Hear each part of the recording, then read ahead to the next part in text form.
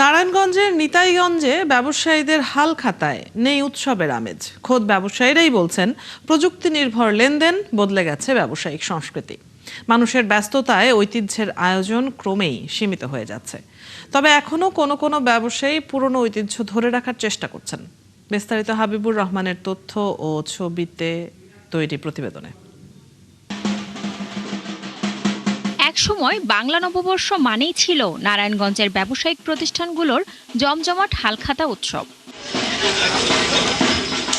ব্যবসায়ী হিন্দু ধর্মের অনুসারী হলে তার হালখাতার কার্ডে থাকতো দেবতা গণেশের ছবি, আর মুসলিম ব্যবসায়ীদের কার্ডে থাকতো মসজিদের মিনার।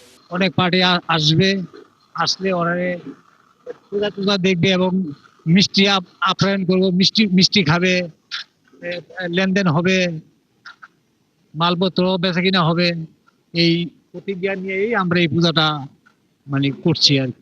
কালের বিবর্তনে সেসব ঐতিহ্য এখন বিলুপ্ত। এখন খুব অল্প ব্যবসায়ী হালখাতার আয়োজন চালিয়ে রেখেছেন। এবারও সেরকম কিছু আয়োজন ছিল নিতাইগঞ্জে।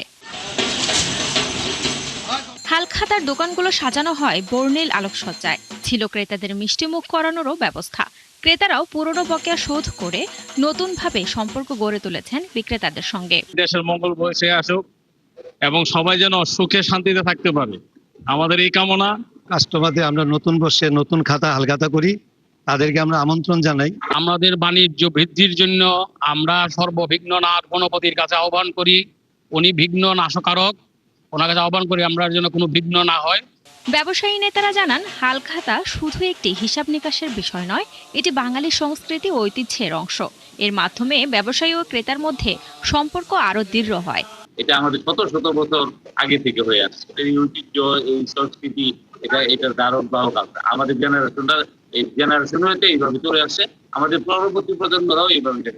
1777 সালে নারায়ণগঞ্জ শহরের দেওভোগে রাজা লক্ষ্মীনারায়ণ জিওর আখড়া প্রতিষ্ঠিত হওয়ার পর ব্যবসায়ীরা পহেলা বৈশাখে হালখাতা খুলতেন। সেই থেকে রয়ে গেছে এই ঐতিহ্য। শান্তা ইসলাম, 71।